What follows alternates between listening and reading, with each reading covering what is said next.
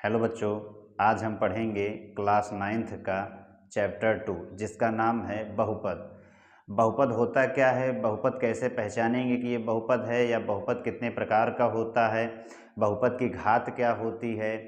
आज हम एक एक चीज़ का पहले इंट्रोडक्शन पढ़ेंगे, उसके बाद ही हम चैप्टर की शुरुआत करेंगे। तो देखिए, प्रश्नावली 2.1 पाठ का नाम है बहुपद। बहुपद को इंग्लिश में कहते हैं पॉलिनोमियल। अब बहुपद होता क्या है, तो बहुपद हम ऐसे पहचानेंगे, जैसे मान लीजिए हमारा लिखा है 2x की घात 5 या हमारा लिखा गया है 3√x, ठीक है, या लिख दिया गया x की घात -5 या लिख दिया हमारा 2x की घात 1/2। अब आपसे कोई कह दे कि इसमें से आप बताइए बहुपद कौन है, तो बहुपद होता क्या है। बहुपद का मतलब होता है जहाँ चर की घात आपकी जो है, यदि चर की घात एक पूर्ण संख्या होगी तो उसी को बहुपद कहेंगे। क्या कहेंगे? बहुपद। और पूर्ण संख्या में हमने आपको बताया था कि जो शून्य से शुरू हो और अनंत तक जितनी भी संख्याएं होती हैं वो हमारी क्या होती हैं, वो पूर्ण संख्या होती हैं, और पूर्ण संख्या कभी माइनस में नहीं होती हैं, ठीक है। तो यहाँ देखिए, और बटे में भी नहीं होता पूर्ण संख्या। तो यहाँ याद देखिए, x की घात 5 है। अब 5 क्या है, 5 आपका प्लस में है, और शून्य से लेकर अनंत तक जितनी भी संख्याएं होती हैं पूर्ण संख्या में आती हैं, तो ये हमारा बहुपद है। अब यहाँ देखिए, यक्स आपका रूट में लिखा है, तो रूट की संख्याएं हमारी बहुपद में नहीं होती, तो ये बहुपद नहीं है। यहाँ यक्स की घात -5 है, और पूर्ण संख्या में हमने आपको बताया है कि पूर्ण संख्या कभी माइनस में नहीं होती, तो ये भी हमारा बहुपद नहीं है। यहाँ यक्स की घात 1/2 है। अब चर की घात अगर बटे में होगी तो पूर्ण संख्या में संख्याएं बटे में नहीं होती हैं, ठीक है, तो ये भी हमारा क्या है, ये भी हमारा बहुपद नहीं है। तो बहुपद हम कैसे पहचानेंगे कि जहां हमारा क्या रहे, देखिए हम आपको समझने के लिए लिखवा दे रहे हैं, जहां चर की जो घात है वो क्या रहे, एक पूर्ण संख्या हो। जहां चर की घात एक पूर्ण संख्या हो उसी को हम क्या कहते हैं, बहुपद। उसे हम बहुपद कहते हैं, उसे बहुपद कहा जाता है, ठीक है। तो ये आप लोग याद रखेंगे। कैसे पहचानेंगे कि बहुपद है, पॉलिनोमियल्स है, तो आप उस चर की घात को देखेंगे। यदि चर की घात एक पूर्ण संख्या होगी तो वो बहुपद है, और चर की घात आपकी पूर्ण संख्या नहीं है तो वो बहुपद नहीं है। अभी हमने यहाँ आपको समझा दिया कि कौन बहुपद है और कौन नहीं है। रूट की संख्याएं अगर यक्स में है तो वो बहुपद नहीं है। यदि आपकी घात जो है माइनस में है तो वो भी बहुपद नहीं है, क्योंकि पूर्ण संख्या माइनस में नहीं होती और बटे में भी नहीं होती, तो ये भी बहुपद हमारा नहीं है। बाकी हमारा कुछ भी हो सकता है। 2x की घात 0, तो पूर्ण संख्या कहाँ से शुरू होती है, तो शून्य से शुरू होती है। शून्य से लेकर अनंत तक जितनी भी प्लस में यानी धनात्मक संख्याएं आएंगी उसे हम क्या कहेंगे, पूर्ण संख्या कहेंगे, ठीक है। तो ये हमारा क्या है, ये भी बहुपद है। और या ले लीजिए, हमने -3x की घात 100 लिख दिया, तो ये भी क्या है, हमारा बहुपद है, ठीक है। तो बहुपद हमें कोई प्रॉब्लम नहीं होगी समझने में। बहुपद हमने बता दिया क्या होता है, ठीक। चलिए अब हम देखते हैं बहुपद कितने प्रकार के होते हैं। मतलब एक होता है पदों के आधार पर, तो पदों के आधार पर बहुपद कैसे पहचानेंगे, एक होता है घातों के आधार पर, और उसके बाद हम लास्ट में पढ़ेंगे बहुपद की घात क्या होती है, ठीक है। चलिए अब हम आगे देखते हैं। देखिए अगला हमारा क्या है, बहुपद के प्रकार, टाइप्स ऑफ पॉलिनोमियल।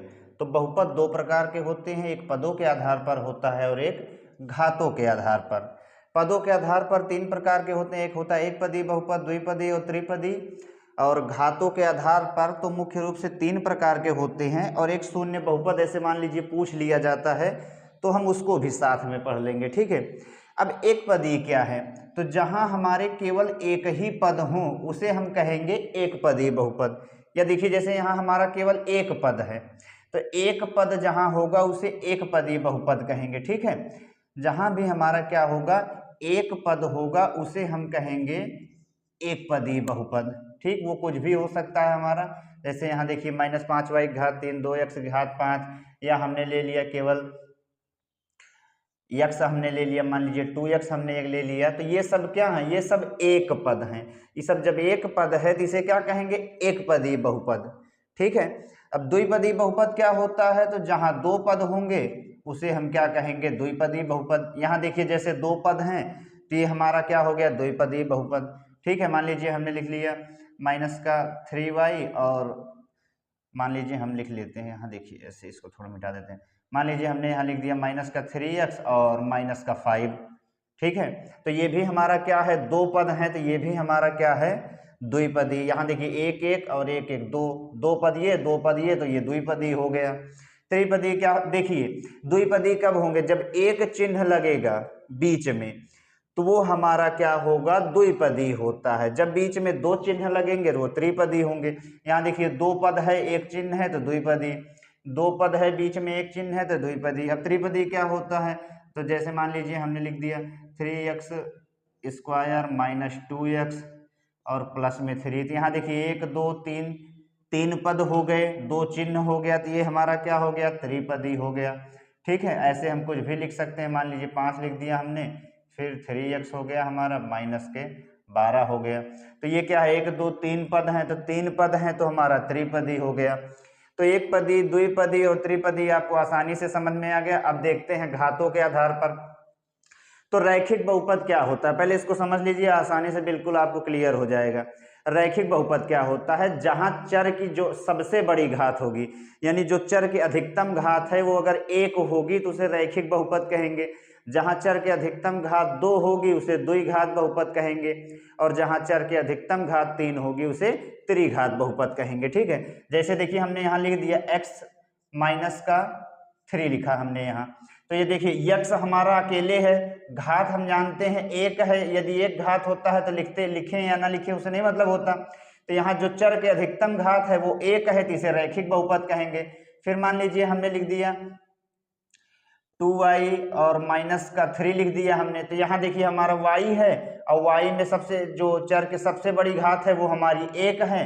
जब चर के सबसे बड़ी घात हमारी 1 होगी, जहां चर के सबसे बड़ी घात 1 होगी उसे रैखिक बहुपद कहेंगे। क्या कहेंगे, रैखिक बहुपद। ठीक है, यहाँ भी 1 है तो आप 1 लिखें या ना लिखें उससे मतलब नहीं होता। ठीक है, वो आपकी जो चर की घात है वो 1 ही रहेगी।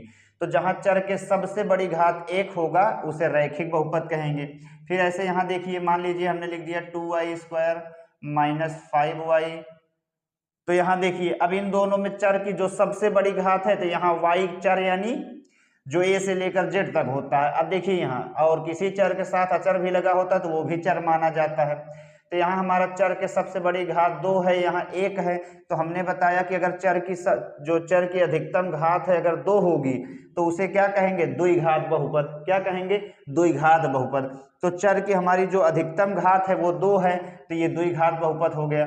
फिर मान लीजिए हमने लिख दिया 3x की घात 2 और माइनस का 5x लिख दिया हमने, प्लस में 12 लिख दिया मान लीजिए। तो यहाँ देखिए चर की जो सबसे बड़ी घात है वो हमारी 2 है, तो ये क्या है, द्विघात बहुपद। अच्छा मान लीजिए हमने लिख दिया 3x क्यूब माइनस का 12, तो ये क्या हमारी द्विघात बहुपद है, तो नहीं है। क्यों, क्योंकि चर की अधिकतम घात 3 हो गई, तो चर की अधिकतम घात 3 हो जाएगी तो वो तो त्रिघात बहुपद हो जाएगा। अब जहां हम जानते हैं द्विघात बहुपद तभी होगा जब हमारा चर के अधिकतम घात कितना होगा, 2 होगा। ठीक है, अब त्रिघात क्या होता है, तो जहां चर की अधिकतम घात हमारी 3 होगी वो हमारा क्या होगा, उसे हम कहेंगे त्रिघात बहुपद। उसे क्या कहेंगे, त्रिघात बहुपद कहेंगे। ठीक है, तो यहाँ देखिए इन सब में हमारा यहाँ x घात 1 है, अचर में 0 हो गया, ये 2 हो गया, ये 3 हो गया, तो सबसे बड़ी घात 3 है। जब सबसे बड़ी घात हमारी 3 है तो इसे क्या कहेंगे, त्रिघात बहुपद कहेंगे। क्या कहेंगे हम इसे, त्रिघात बहुपद कहेंगे। ठीक है, तो चर के सबसे बड़ी घात 3 है तो त्रिघात बहुपद, चर की सबसे बड़ी घात जो है हमारी 2 है तो द्विघात बहुपद, सबसे बड़ी घात 1 है तो रैखिक बहुपद। अब शून्य बहुपद क्या होता है, तो जहां हमारा जो है घात भी और चर भी, मतलब हर चीज जहां शून्य होगा उसे शून्य बहुपद कहेंगे। जैसे मान लीजिए 0x हो गया, ठीक है, उसके बाद हमने मान लीजिए यहाँ लिख दिया स्क्वायर हमने लगा दिया। ठीक, फिर मान लीजिए हमने लिख दिया माइनस का 0x। ठीक है, तो जहां सभी शून्य होंगे उसे हम क्या कहेंगे, उसे हम कहेंगे शून्य बहुपद। क्या कहेंगे हम उसे, शून्य बहुपद कहेंगे। ठीक है, तो ये हमारा हो गया शून्य बहुपद। हमने एक एक चीज को अच्छे से समझ लिया। अब एक बार हम आपको रिपीट कर देते हैं जिससे कंफ्यूजन ना हो। एक पदी क्या होता है? जहां केवल एक पद हो। द्विपदी क्या होता है? जहां केवल दो पद हो। त्रिपदी क्या होता है? जहां तीन पद हो। ठीक है, वैसे हमारा घातों के आधार पर रैखिक बहुपद क्या होता है? जहां चर के अधिकतम घात एक होगी रैखिक बहुपद, चर के अधिकतम घात दो होगी द्विघात बहुपद, चर के अधिकतम घात तीन होगी त्रिघात बहुपद, और जहां हमारा जो घात है और मान है यक्ष का सब शून्य होंगे वो शून्य बहुपद होगा। ठीक है, चलिए अब एक लास्ट है बहुपद की घात क्या होती है, इसको हम समझ लेंगे और उसके बाद हम चलेंगे प्रश्नावली में। ठीक, देखिए बहुपद की घात क्या होता है। तो बहुपद की घात हम ऐसे समझेंगे कि चर की जो सबसे बड़ी घात होगी वही बहुपद की घात होती है। ठीक है, तो इसमें देखिए इन सब चर में जो सबसे बड़ी घात होगी, तो यहाँ देखिए एक चर की घात 6 है, एक की 2 है, एक यहाँ 1 है, यहाँ 0 है अचर का। तो सबसे बड़ी घात हमारी क्या है? तो 6 है। तो कोई अगर पूछेगा इसमें बहुपद की घात बताइए तो वो हमारा क्या होगा? 6 होगा। क्यों? क्योंकि जो चर की सबसे बड़ी घात होती है उसी को कहते हैं बहुपद की घात। यहाँ देखिए सबसे बड़ी घात हमारी 8 है, तो बहुपद की घात क्या होगी? हमारा 8 होगा। आपको यदि परिभाषा लिखना हो तो आप लिख सकते हैं कि चर की सबसे बड़ी घात ही क्या कहलाती है? बहुपद की घात कहलाती है। ठीक है, जो सबसे बड़ी व्यंजक की जो सबसे बड़ी घात होगी, जिस किसी भी व्यंजक में सबसे बड़ी जो घात होगी चर की, वही हमारा क्या होगा? वही हमारा होगा बहुपद की घात। ठीक है, ऐसे एक चीज देखिए, जैसे मान लीजिए आपको कह दें एक चर वाले बहुपद। ठीक, एक चर वाले बहुपद क्या होता है ये भी हम समझ लेते हैं जिससे हमको प्रश्नावली को समझने में दिक्कत ना हो। फिर देखिए दो चर वाले बहुपद क्या होते हैं?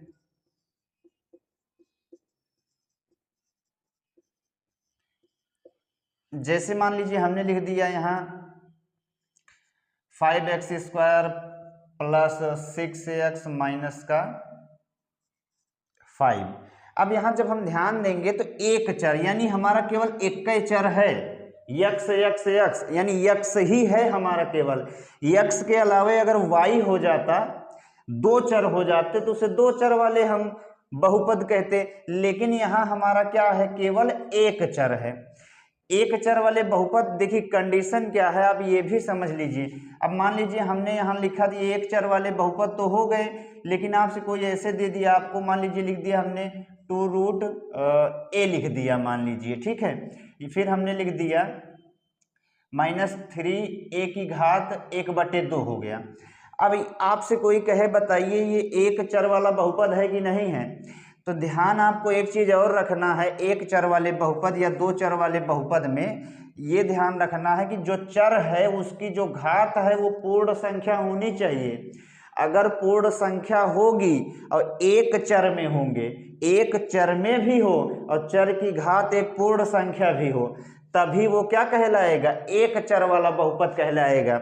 अब दो चर हैं और चर की घात एक पूर्ण संख्या है, तो तभी वो क्या कहलाएगा? दो चर वाला बहुपद कहलाएगा। यानी कंडीशन ये है कि जो चर की घात है वो एक क्या होनी चाहिए? पूर्ण संख्या होनी चाहिए। तो देखिए यहाँ हमारा एक चर है, चर की घात भी एक हमारी क्या है? पूर्ण संख्या है, तो इसे हम कहेंगे एक चर वाला बहुपद। यहाँ लेकिन देखिए आपका जो a है यानी जो चर है वो रूट में है, और रूट की संख्या पूर्ण संख्या नहीं होती है। एक चर में तो दोनों हैं, लेकिन जो चर की घात है वो पूर्ण संख्या नहीं है, तो इसे हम क्या कहेंगे कि हमारा एक चर का बहुपद नहीं है। इस बात को आप ध्यान रखेंगे। ठीक है, एक चर में होना चाहिए या दो चर में होना चाहिए, लेकिन चर की घात एक पूर्ण संख्या होनी चाहिए। यदि चर की घात पूर्ण संख्या नहीं है तो भाई वो क्या होगा? आपका एक चर या दो चर वाला बहुपद नहीं होगा। यहाँ देखिए दो चर में कैसे लिखते हैं, तो जैसे मान लीजिए हमने लिख दिया 6 का x² माइनस 2y और प्लस में 8। अब यहाँ देखिए चर तो हमारे दो हो गए, जब दो चर हो गए तो ये दो चर वाले बहुपद हैं। चर की जो घात है एक पूर्ण संख्या है। नोट आपको इतना ये भी ध्यान रखना है कि हाँ दो चर तो हैं, लेकिन चर की जो घात है वो क्या होनी चाहिए? एक पूर्ण संख्या होनी चाहिए, तभी हम आप उसे एक चर वाले या दो चर वाले बहुपद मानेंगे। ठीक है, जैसे मान लीजिए आपको लिख दिया 3x की घात -1 और -2y घात -2। अब कह दिया अच्छा दो चर है, कोई बात नहीं दो चर है, लेकिन चर की घात तो हमारी पूर्ण संख्या नहीं है, तो इसे हम क्या कहेंगे कि ये हमारा दो चर में बहुपद नहीं है। हर चीज समझ में आ गया, बहुपद की घात भी समझ में आ गई, जो चर की सबसे बड़ी घात होगी बहुपद की घात होगी। एक चर वाले बहुपद में हमने आपको समझा दिया कि एक चर में हो, ठीक है, और उसके साथ साथ चर की घात एक पूर्ण संख्या होनी चाहिए, तभी वो एक चर या दो चर वाले बहुपद जो हैं वो कहलाएंगे। ठीक है, इंट्रोडक्शन हमने कंप्लीट पढ़ लिया। अब हम चलते हैं प्रश्नावली में। देखिए पहले में कह रहा है निम्न में कौन कौन एक चर में बहुपद हैं, कौन कौन नहीं है, कारण के साथ उत्तर दीजिए। तो एक चर में बहुपद हमने समझा दिया है कि एक चर में होना चाहिए, उसके साथ आपकी जो चर की घात है वो एक पूर्ण संख्या होनी चाहिए। ठीक है, तो पहला देखिए, अब देखिए यहाँ एक चर है, चर की घात एक पूर्ण संख्या है, तो ये हमारा एक चर में बहुपद है, तुरंत हम लिख देंगे। तो ये हमारा क्या है, एक चर में बहुपद है। ठीक है, फिर उसके बाद दूसरा देखिए y², अब रूट में आपकी संख्या है, आपका चर रूट में नहीं है, जो y है उसकी घात 2 है, पूर्ण संख्या है, तो ये भी हमारा क्या है, एक चर में बहुपद है।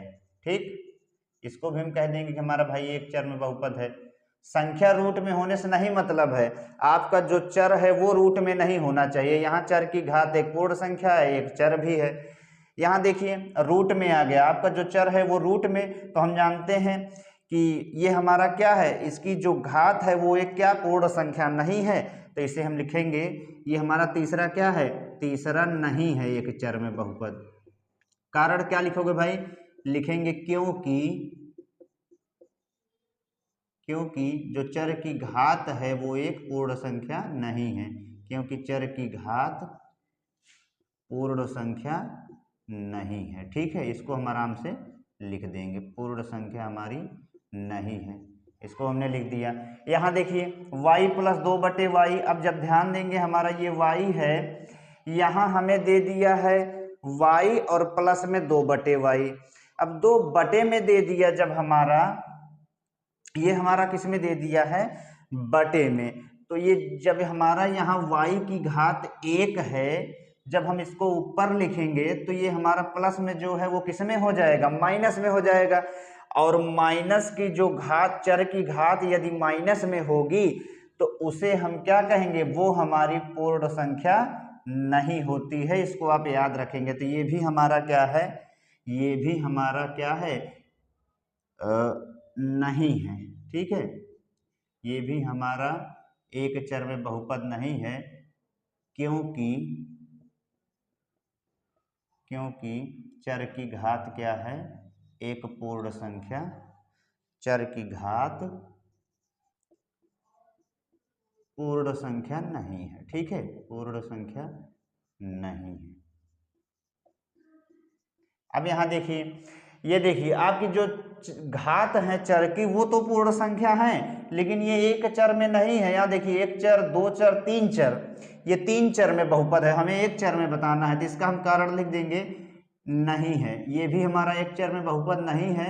अब कारण क्या लिखेंगे, क्योंकि ये हमारा कितने चर में बहुपद है, क्योंकि ये तीन चर में बहुपद है। कितने चर में, तीन चर में बहुपद, तीन चर में ये हमारा बहुपद है, और हमें बताना कितना है, एक चर में बहुपद बताना है। ठीक है, तो पहले में हमारा एक चर है, सबकी घात पूर्ण संख्या है, तो एक चर में बहुपद है। एक चर है, घात पूर्ण संख्या है, एक चर में बहुपद है। अब आपकी जो घात है वो रूट में आ गई, तो लिख देंगे नहीं है, क्योंकि चर की घात पूर्ण संख्या नहीं है। यहाँ घात 1 है, ऊपर जाएगी माइनस में हो जाएगी, नहीं है, क्योंकि चर की घात पूर्ण संख्या, और y घात -1, और -1 हमारा पूर्ण संख्या नहीं होता है। और ये भी नहीं है, क्यों, क्योंकि ये तो तीन चर में बहुपद है, हमें एक चर का चाहिए। ठीक है, चलिए अब हम आगे का सवाल देखते हैं। दूसरे में कह रहा है प्रत्येक में x² का गुणांक बताइए, तो हमें x² का गुणांक बताना है। ठीक है, तो देखिए पहला हमारा क्या होगा, यहाँ देखिए ये x², इसको हम क्या पढ़ सकते हैं, एक x²। अब एक लिखें या ना लिखें, तो यहाँ x² का गुणांक हमारा क्या होगा, 1 होगा। यक्स का तो बताना नहीं है, यक्स स्क्वायर का बताना है, ठीक है। वैसे यहाँ हमारा माइनस एक्स स्क्वायर है। अब माइनस एक्स स्क्वायर का मतलब होता है यहाँ हमारा, इसे हम क्या पढ़ सकते हैं, माइनस 1 एक्स स्क्वायर। तो एक्स स्क्वायर का गुणांक हमारा क्या है, यहाँ -1 है। यहाँ एक्स स्क्वायर का गुणांक क्या है, गुणांक का मतलब होता है कि एक्स स्क्वायर में गुणा किससे हुआ है। तो एक्स स्क्वायर के जब लेफ्ट साइड देखेंगे तो π/2 से हुआ है। तो एक्स स्क्वायर का गुणांक हमारा क्या होगा, होगा हमारा π/2 होगा। ये हमारा हो गया आंसर, ठीक है। चौथे में देखिए एक्स स्क्वायर ही नहीं है, एक्स का तो बताना नहीं है, एक्स स्क्वायर का बताना नहीं है, तो यहाँ हम क्या कर देंगे, हमें एक्स स्क्वायर का बताना था, तो यहाँ हमने लिख दिया 0। जहाँ एक्स, यहाँ देखिए एक्स स्क्वायर का गुणांक 1, एक्स स्क्वायर का गुणांक -1, एक्स स्क्वायर का गुणा हुआ है π/2 से, तो गुणांक π/2। यहाँ एक्स स्क्वायर ही नहीं है तो हमारा क्या हो गया, 0 हो गया, ठीक है। तीसरी देखते हैं। अब तीसरे में कह रहे हैं 35 के घात द्विपद और 100 घात के एक पद का एक एक उदाहरण लिखिए। अब एक पद दो पद हमने आपको बता दिया है क्या होता है, ठीक है। जिसकी कह रहा है जिसकी घात हमारी 35 हो, 35 के घात का द्विपद लिखना है। तो लिख लेते हैं आराम से भाई। देखिए मान लीजिए हमने घात आपकी 35 होनी चाहिए, ठीक है, हमने यहाँ लिखा। अब ये हमारा एक पद है, अब इसके साथ हम मान लीजिए माइनस प्लस कुछ भी लगा सकते हैं। यहाँ हमने मान लीजिए लिख दिया -5। तो ये देखिए 35 घात के दो पद, 35 घात है इसके दो पद हैं, 1 और 2। 35 घात के दो पद, एक हमने लिख दिया, एक एक उदाहरण ही बताना था तो एक लिख दिया।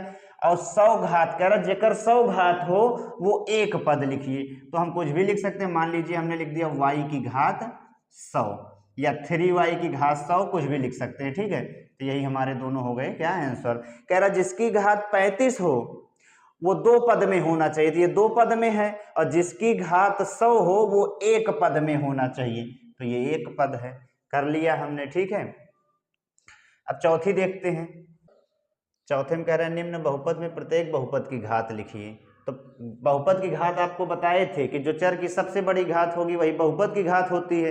तो बिल्कुल इसको आसानी से समझ लेंगे, कोई दिक्कत ही नहीं होगी।